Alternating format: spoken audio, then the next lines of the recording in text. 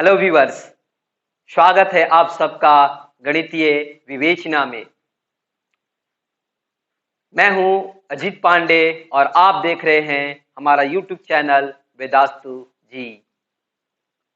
Student, इस video में बात करेंगे मैथमेटिकल रीजनिंग के बारे में, यानी कि गणितीय विवेचन के बारे में। तो ये जो है आपका हमारा चैप्टर नंबर 14 है स्टैंडर्ड 11 के लिए और लेक्चर नंबर 1 इंट्रो वीडियो। तो इस वीडियो में मैं बताऊंगा कि गणितीय विवेचना क्या होता है। तो चलिए शुरू करते हैं। स्टूडेंट, कभी कभी मैं सोचता हूं कि मनुष्य और जानवर में क्या अंतर है। मनुष्य के 2 पैर होते हैं और 2 हाथ होते हैं, जानवर के 4 पैर होते हैं। क्या यही अंतर है?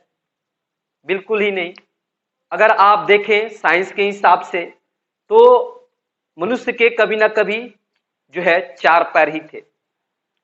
मतलब जानवर से ही जो है मनुष्य का विकास हुआ, इवोल्यूशन हुआ, धीरे धीरे इवोल्यूशन हुआ जानवरों के साथ और वो मनुष्य में डेवलप्ड हो गया, यानी कि उसके 2 पैर और 2 हाथ हो गए। ये बेसिकली मुझे अंतर नहीं लगा। देखिए, मनुष्य भी सोच सकता है, जानवर भी सोच सकता है। मनुष्य के पास भी फीलिंग है, जानवर के पास भी फीलिंग है ना। तो ये देखते हैं कि हम ज्यादा बेसिकली अंतर कहां पर है मनुष्य और जानवर के बीच। यहां तक देखा जाए तो जानवर ज्यादा फेथफुल है, ज्यादा ईमानदार है मनुष्य की अपेक्षा। आजकल तो जानते हैं कि इंसान कैसे कपटी हो गए हैं। ऊपर से देखने में कुछ है, अंदर से देखने में कुछ और है। अंदर से पूरे काले काले हैं, आप जानते ही हैं। तो ज्यादा अंतर यहाँ पर है सोचने में, सोचने की क्षमता में। जानवर भी सोच सकता है, लेकिन क्षमता में बता रहा हूं कि क्या क्षमता है। मनुष्य में सोचने की क्षमता ज्यादा है, यानी कि रीजनिंग करने की पावर क्या है, ज्यादा है। और यही रीजनिंग करने की पावर ज्यादा जो है इंसान को यूनिक बनाती है, यानी कि एक आपका अलग बनाती है औरों से। और इसलिए इस इंसानों ने, ह्यूमन ने अपना एक अलग ही साम्राज्य बना लिया, इतना विशाल। हर एक चीज यहाँ पर आपका इंसानों ने अपने लिए अवेलेबल कर लिया है, कंफर्टेबल बना लिया है लाइफ को। तो चलिए देखिए, तार्किक क्षमता जो है आपका, रीजनिंग पावर जो है हम इंसानों के पास ज्यादा है। यही आपका जो है इंसान को जानवरों से अलग करती है, मैं ये कहना आपको चाहता था। तो देखिए, रीजनिंग जो है आपका, मैंने क्या लिखा, logic is the science of reasoning. Reasoning में हम क्या करते हैं, लॉजिक लगाते हैं, यानी कि हम जो है किसी तरह का एक हम दोनों चीजों में अपना एक कंपेयर करते हैं कि क्या कौन सा बेहतर है, क्या करना है। एक तरह से लॉजिक हो गया। Logic is the science of reasoning, यानी कि लॉजिक क्या है आपका, हमारा जो है रीजनिंग क्या है हमारा, लॉजिक। हम लोग उसमें लॉजिक लगाते हैं तरह तरह से। जैसे कि हम कह सकते हैं कि अगर Ram is smarter than Shyam, Ram जो है श्याम से ज्यादा स्मार्ट है। तो एक चीज है कि हम किसी के लिए ये चीज सही है, किसी के लिए ये गलत है, और अलग अलग अपने दिमाग से लोग अपने इसको इंटरप्रेट कर सकते हैं। ठीक है, तो ये चीजें हैं। तो लॉजिक लगाना है, किसी के लिए वो सही हो सकता है, किसी के लिए वो गलत हो सकता है ना। हर एक जो है इंसान, मैं ही हूं, अगर मैं कह रहा हूं कि मैं अच्छा पढ़ाता हूं, तो कुछ लोग के लिए तो लग सकता है कि अजीत सर अच्छे पढ़ाते हैं, लेकिन वैसे भी इंसान है, वैसे भी लोग हैं कि अजीत सर को नापसंद करते हो। ठीक है, तो एक साथ जो है हर एक साथ कोई भी आदमी किसी भी को, हर एक आदमी को पूरी तरह से सेटिस्फाइड नहीं कर सकता, ये भी सच है, ये आपको समझना है। नरेंद्र मोदी है, दामोदर दास मोदी हमारे पीएम हैं, तो वो उनको भी देखिए, बहुत लोग क्या करते हैं, गाली देते हैं, रोज गाली देते हैं, कुछ लोग तारीफ करते हैं। तो इस तरह से कोई एक इंसान जो है बहुत सारे इंसान को एक साथ खुश नहीं करके रख सकता, ये भी हमको जो है कड़वा सच है। ठीक है, तो चलिए अब और भी देख सकते हैं, गांधी जी को भी देख सकते हैं। गांधी जी को कुछ लोग पसंद करते हैं, कुछ लोग नापसंद करते हैं। तो यही चीजें हैं। तो अब देखिएगा कि जो रीजनिंग है, वो रीजनिंग हमारा जो है 2 टाइप का है। मैथमेटिक्स में रीजनिंग हमारे 2 टाइप के हैं। कौन कौन से हैं? एक तो हमारा इंडक्टिव रीजनिंग है ना, और दूसरा आपका हमारा एक डिडक्टिव रीजनिंग है। इसको मैंने यहाँ पर लिखा है inductive reasoning and deductive reasoning. तो इंडक्टिव रीजनिंग के बारे में मैंने आपको पढ़ाया है चैप्टर नंबर 4 में, 11th में ही, प्रिंसिपल ऑफ मैथमेटिकल इंडक्शन में। अब इस चैप्टर में केवल बात होगी डिडक्टिव रीजनिंग के बारे में। डिडक्टिव रीजनिंग क्या होता है, थोड़ा सा मैं आपको हिंट कर देता हूँ। मान लेते हैं कि जो है हमारा सभी जो है आपका हमारा 8 जो है एक 8 जो है एक इवन नंबर है, और दूसरी बात हम कह रहे हैं कि जो सभी इवन नंबर है वो 2 से डिविजिबल है। तो क्या हम ये नहीं कर सकते हैं कि जो है 8 भी जो है 2 से डिविजिबल होगा? कर सकते हैं ना, क्योंकि 8 जो है आपका हमारा क्या है, एक इवन नंबर है, ठीक है, और सभी इवन नंबर क्या है, 2 से डिविजिबल है। तो इसका मतलब है कि 8 भी 2 से डिविजिबल होगा, क्योंकि 8 क्या है, एक इवन नंबर है। यही तो है आपका हमारा एक जो है आपका डिडक्टिव रीजनिंग का एग्जाम्पल, ठीक है। तो देखिए सबसे पहले जो है हम लोग डिडक्टिव रीजनिंग पढ़ेंगे तो सबसे पहले हम लोग बात करेंगे सेंटेंस की। थोड़ा सा यहाँ पर हमको इंग्लिश भी पढ़ना है, ठीक है, तो मैं थोड़ा सा आपको इंग्लिश भी पढ़ा देता हूँ, ज्यादा आप डिटेल्स और जगह जाके पढ़ सकते हैं। तो देखिए सेंटेंस क्या होता है। सेंटेंस आप अच्छी तरह से जानते हैं कि ये group of word which give U A complete sense is called a sentence. शब्दों के समूह, ऐसे समूह को हम जो है जो है एक सेंटेंस कहते हैं, है ना, जिसका एक कंप्लीट जो है हमारा क्या निकले, एक सेंस निकले, एक मतलब निकले। जैसे राम एक अच्छा लड़का है, तो राम एक अच्छा लड़का एक कंप्लीट सेंस निकल रहा है। तो इस तरह से ये जो हमारा एक हुआ एक सेंटेंस हुआ। अब देखिए बात होती है कि अगर सेंटेंस हमारा जो है बहुत तरह का है, जैसे कि आपका है असर्टिव कर सकते हैं, जिसको डिक्लेरेटिव भी कहते हैं, आपका निगेटिव सेंटेंस कहते हैं, इंट्रोगेटिव सेंटेंस कहते हैं, है ना, एक्सक्लामेटरी सेंटेंस है, ये सब अलग अलग टाइप के सेंटेंस है। उसमें आपका और भी क्लासिफिकेशन में आप देख सकते हैं कि अफर्मेटिव सेंटेंस है ना, ऐसे imperative sentence, compound sentence, simple sentence और भी बहुत सारे हैं जिसको आप ग्रामर की बुक में जाके पढ़ सकते हैं। ऐसा सेंटेंस के जो बारे में या तो ट्रू है या तो फॉल्स है, बट दोनों एक साथ नहीं है। जैसे कि 2+2 = क्या होता है, 4 होता है, ये तो सेंटेंस ट्रू है। 2+2 आपका 4 होता है, सब लोग जानते हैं। सेंटेंस हमारा क्या है, स्टेटमेंट है, जिसको हम लोग कर सकते हैं एक तो सेंटेंस में और एक स्टेटमेंट हम बता रहे हैं, तो ये जो है आपका हमारा ट्रू है, तो इसको हम मैथमेटिकली एक जो है स्टेटमेंट मानेंगे। और हम कहेंगे कि Ram is smarter than Shyam, जैसे मैंने आपको बताया कि राम जो है श्याम से ज्यादा स्मार्टर है, तो ये किसी के लिए हो सकता है, किसी के लिए नहीं हो सकता है, ठीक है। तो ये जो है आपका हम इसको ना ही ट्रू में बता सकते हैं ना ही फॉल्स में बता सकते हैं, किसी के लिए सही भी है, किसी के लिए गलत भी है। तो ये जो स्टेटमेंट है आपका हमारा एक एम्बिगुअस स्टेटमेंट है या एम्बिगुअस सेंटेंस है। एम्बिगुअस जो है सेंटेंस जो होता है जिसमें हम ये नहीं तय कर सकते हैं कि वो पूरी तरह से सही भी है या पूरी तरह से गलत है। जैसे पटना साइंस कॉलेज में पढ़ने वाले सभी बच्चे क्या होते हैं, आईआईटी क्रैक करते हैं, एक सेंटेंस मैंने आपको बोला। तो क्या आपको लगता है कि पटना साइंस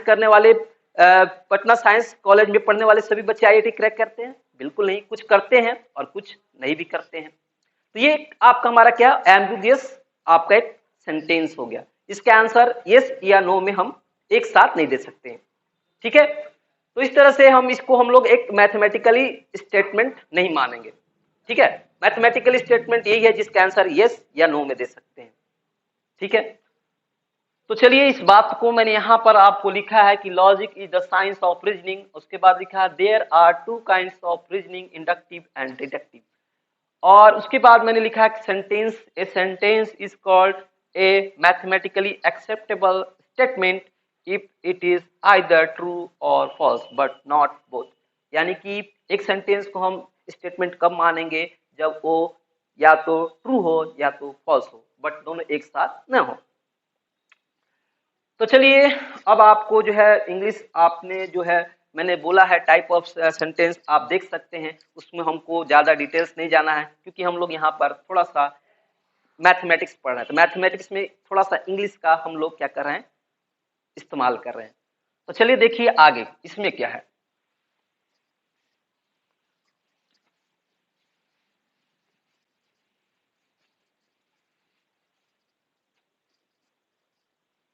तो चलिए मैंने आपको बता दिया कि जो है स्टेटमेंट किसको कहते हैं, जो ट्रू हो या फॉल्स हो बट दोनों ना हो। तो इसी आधार पे मैं आपको जो है कुछ जो है क्वेश्चन करा रहा हूं। आपका एक्सरसाइज जो है 14.1 जो कि काफी सिंपल है। ठीक है, तो इसमें और भी बहुत सारी चीजें हैं, तो उसको मैं वीडियो में, आगे आने वाले वीडियो में एक एक करके आपको थोड़ा थोड़ा करके आपको जो है बताते जाऊंगा, समझाते जाऊंगा। ठीक है, चलिए तो देखिए यहाँ पर आपका है पहला,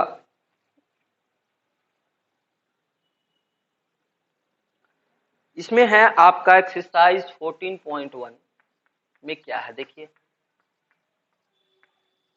14.1 में है, कह रहा पहला क्वेश्चन कि which of the following sentence are statements, give reason for your answer. कौन सा जो है हमारा सेंटेंस एक स्टेटमेंट है और उसका रीजन देना है। ठीक है, तो कह रहा है there are 35 day in a month. पहला जो है आपका सेंटेंस क्या एक स्टेटमेंट है? बिल्कुल है, क्योंकि जो है there are 35 day in a month, ये आपका हमारा कैसा स्टेटमेंट है? एक फॉल्स स्टेटमेंट है, क्योंकि आप भी जानते हो कि एक मंथ में जो है मैक्सिमम 31 डे हो सकता है। ठीक है, उससे ज्यादा नहीं हो सकता है। तो ये जो स्टेटमेंट है आपका हमारा क्या है? फॉल्स है। तो कोई भी जो है सेंटेंस अगर फॉल्स हो जाए, ठीक है, तो फॉल्स हो जाए, है ना, तो उसको हम क्या कहते हैं? एक स्टेटमेंट मानते हैं, है ना। तो ये जो है सेंटेंस हमारा एक फॉल्स है, तो इसको हम स्टेटमेंट मानेंगे, तो ये हमारा स्टेटमेंट है। ठीक है, अब आगे देख सकते हैं कि दूसरा स्टेटमेंट आप देख सकते हैं आगे, दूसरा सेंटेंस जिसमें कह रहा है क्या कि मैथमेटिक्स इज डिफिकल्ट। अरे भाई, मैथमेटिक्स इज डिफिकल्ट कर रहा है, तो मैथमेटिक्स जो है एक हार्ड है, हार्ड सब्जेक्ट है, तो कुछ के लिए हो सकता है हार्ड, कुछ के लिए बहुत इजी भी होता है। तो इसका हम आंसर यस या नो में नहीं दे सकते हैं, या ट्रू और फॉल्स में नहीं दे सकते हैं। ठीक है, तो भाई मैथमेटिक्स इज जो है डिफिकल्ट, जो है ये बिल्कुल जो है आपका हमारा जो है सेंटेंस एक स्टेटमेंट नहीं है। तो हमारा जो है इसका आंसर हम यस या नो में नहीं दे सकते हैं, तो ये हमारा जो है आपका हमारा क्या है? ये जो सेंटेंस है वो स्टेटमेंट नहीं है, नो लिख सकते हैं। ठीक है, अब देखिए आगे क्या कर रहा है, आगे में आप इसमें the sum of 5 and the 7, 5 and 7 is greater than 10। देखो 5 और 7 का जो सम है वो क्या होगा? 12, जो कि 10 से ग्रेटर है। तो बिल्कुल सही बात है, ट्रू बात है। ये जो ट्रू है तो ट्रू हो गया, तो ये सेंटेंस क्या हो गया हमारा? एकदम जो है आपका क्या हो गया? एक स्टेटमेंट हो गया। तो ये जो है आपका हमारा ट्रू है, जिसको हम सेंटेंस को स्टेटमेंट मानेंगे। ठीक है, तो ये चीजें हैं आपका हमारा देख सकते हैं स्टेटमेंट हमारा जो है, अगर कोई सेंटेंस ट्रू है या फिर फॉल्स है तो उसको हम क्या मानते हैं? उस सेंटेंस को हम एक स्टेटमेंट मानते हैं। कोई भी सेंटेंस हमारा अगर ट्रू है या फिर फॉल्स है तो उसको हम एक सेंटेंस एक स्टेटमेंट मानते हैं। ठीक है, अब देखिए आपका 4 नंबर में है आपका the square of A number is an even number. देखिए अगर कोई किसी का नंबर का हम स्क्वायर करते हैं तो इवन आएगा क्या? कोई, ये तो स्टेटमेंट आपका हमारा क्या है? बिल्कुल फॉल्स है ना। तो ये आपका हमारा फॉल्स हो गया, तो ये स्टेटमेंट है, दिस इज स्टेटमेंट। क्योंकि किसी भी आप नंबर को लिखे हो तो उसका स्क्वायर करो तो इवन ही नहीं आएगा, हमेशा नहीं आएगा। 1 का स्क्वायर करो तो 1 आएगा, जो कि ऑड है। तो ये चीज है फॉल्स, तो इस तरह का स्टेटमेंट ये हमारा स्टेटमेंट है 4 नंबर। इस तरह से आप देख सकते हैं 5 नंबर में है the sides of the quadrilateral have equal length. ये भी क्या है? स्टेटमेंट फॉल्स है, क्योंकि जो है सभी क्वाड्रिलेटरल के इक्वल लेंथ नहीं होते हैं। ठीक है, तो इस तरह से आपके हमारा क्या है? ये फॉल्स है, तो ये भी हमारा स्टेटमेंट है। उसके बाद आपका देखिए 6 नंबर में कहता है आंसर दिस आपका क्वेश्चन। आंसर दिस क्वेश्चन, इसका हम कोई भी मीनिंग नहीं निकाल सकते, इसको हम ट्रू और फॉल्स में नहीं जवाब दे सकते हैं। तो ये भी क्या है? हमारा एक जो है स्टेटमेंट जो है आपका, यह सेंटेंस जो है एक स्टेटमेंट नहीं है। तो इस तरह से हम इसको कह सकते हैं कि ये हमारा स्टेटमेंट, ये सेंटेंस स्टेटमेंट नहीं है, नो। तो इस तरह से यह है दिस इज नॉट आपका स्टेट जो है this sentence is not statement. ठीक है, तो इस तरह से आप यहाँ पर लिख सकते हैं दिस सेंटेंस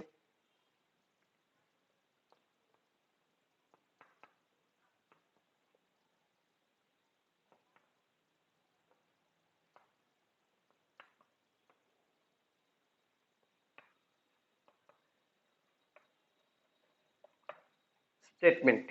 ठीक है, आगे देखिए the product of -1 and 8 is what? 8 दिया है।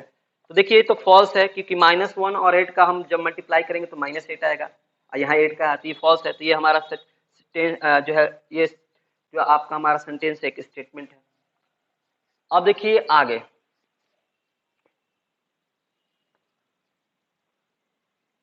क्वेश्चन नंबर है आपका 7। क्वेश्चन नंबर 7 में देखिए क्वेश्चन नंबर 7, तो ये 7 ही है आपका। 8 में कह रहा है कि the sum of all integers the sum of all interior angle of a triangle is 180। ये तो ट्रू है। जितना भी कोई अगर ट्रायंगल है उसके तीनों इंटीरियर एंगल का सम क्या होता है, 180 होता है। सभी इंटीरियर एंगल का सम 180 होता है। तो इस तरह से ये आपका हमारा एक जो है ट्रू है, तो एक स्टेटमेंट है। उसके बाद आपका 9 नंबर में है क्या, कह रहा है कि today is a wind day. Today is a wind day मतलब कि एक आज जो है आपका तूफान भरा दिन है। तो तूफान भरा दिन है तो भाई ये तो टुडे जो हाँ यहाँ पर एक शब्द आ गया, टुडे, टुमारो, यस्टरडे, यहाँ पर जो आएगा उस सेंटेंस को हम लोग क्या बोलते हैं, आपका हमारा एक स्टेटमेंट हम लोग मैथमेटिकली एक एक्सेप्टेबल सेंटेंस स्टेटमेंट नहीं मानते हैं। याद रखिएगा, टुडे है ना, टुमारो, इस सब आएगा तो उस तरह के सेंटेंस को हम एक स्टेटमेंट नहीं मानते मैथमेटिकली। तो इस तरह से आपका ये हमारा जो है एक जो है हमारा इस तरह से हम लिख सकते हैं, this sentence is not a statement. ठीक है, नहीं है। अब आते हैं 10 नंबर में। 10 नंबर में देखिएगा, all real number are complex number. सभी रियल नंबर कॉम्प्लेक्स नहीं होती है, तो फॉल्स है। तो ये जो है फॉल्स में इसका आंसर आता है, ये भी क्या है हमारा स्टेटमेंट है। तो ये सेंटेंस आपका एक स्टेटमेंट है। अब देख रहे हैं लास्ट का क्वेश्चन कह रहा, give 3 example of sentence which are not statement, give reason for the answer. देखिए give 3 example of sentence, sentence का एक एग्जाम्पल देना है जो कि नॉट स्टेटमेंट है। तो इसी में से आप लिख सकते हैं जैसे कि today is a wind day, क्या है, एक आपका हमारा एक सेंटेंस है जो कि हमारा स्टेटमेंट नहीं है मैथमेटिकली।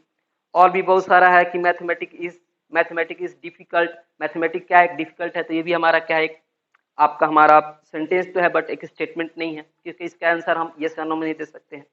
उसके बाद आपका इसमें जो है बहुत सारा दे दिया है, आप देख सकते हैं। Answer this question, answer this question क्या है, एक हमारा कोई भी इसका हम स्टेट यस या नो दे सकते हैं, नहीं दे सकते हैं। तो ये भी हमारा एक सेंटेंस क्या है, स्टेटमेंट नहीं है। राम इज जो है स्मार्टर देन श्याम, जो है ये भी हमारा एक क्या है, एक सेंटेंस जो है आपका हमारा स्टेटमेंट नहीं है, क्योंकि किसी के लिए हो सकता है, किसी के लिए नहीं हो सकता है। इस तरह से आपको जो है चीजों को देखना है। तो चलिए इस वीडियो में बस इतना ही। अब मैं आपको अगले भी वीडियो में मिलता हूं, जिसमें हम न्यू स्टेटमेंट फ्रॉम ओल्ड से करेंगे, या निगेशन ऑफ स्टेटमेंट। निगेशन मतलब क्या होता है, डिनाइल, किसी चीज को हम कैसे नकार सकते हैं, इस तरह से आगे आपको जो है मैं बताऊंगा।